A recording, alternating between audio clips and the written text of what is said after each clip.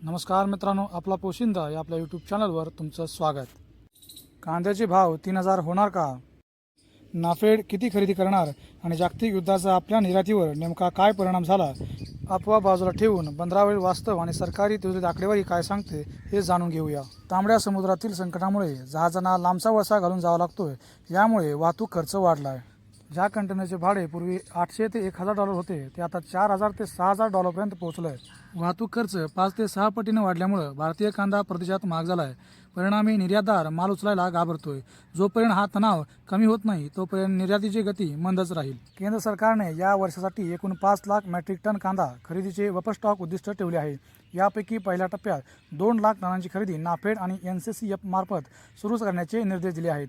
ही खरेदी थेट शेतकरी उत्पादक कंपन्यांमार्फत केली जात आहे. जर तुम्हाला नाफेडला कांदा विकायचा असेल तर स्थानिक केंद्रावरील ग्रेडिंगचे नियम आणि सध्याचा खरेदी दर आधी तपासून घ्या.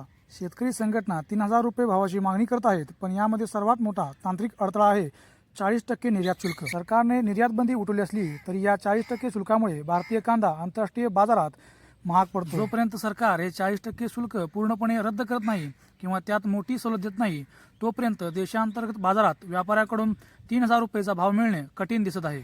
सध्या बाजार समित्यांमध्ये सरासरी भाव 500 ते 1,100च्या दरम्यान मिळत आहे. शेतकरी मित्रांनो, सध्याची परिस्थिती पाहता 2 गोष्टी महत्त्वाच्या आहेत. जागतिक युद्धामुळे निर्यातीचा खर्च वाढला आहे, त्यामुळे भावात मोठी झेप मिळायला वेळ लागू शकतो. तुमचा कांदा जर साठवणुकीत खराब होत असेल तर चांगला भाव मिळेल या आशेवर न राहता टप्प्याटप्प्याने माल बाहेर काढा. तुमच्या भागात आज बाजारभाव काय आहेत आणि नाफेडची खरेदी सुरू झाली आहे का? कमेंटमध्ये नक्की कळवा.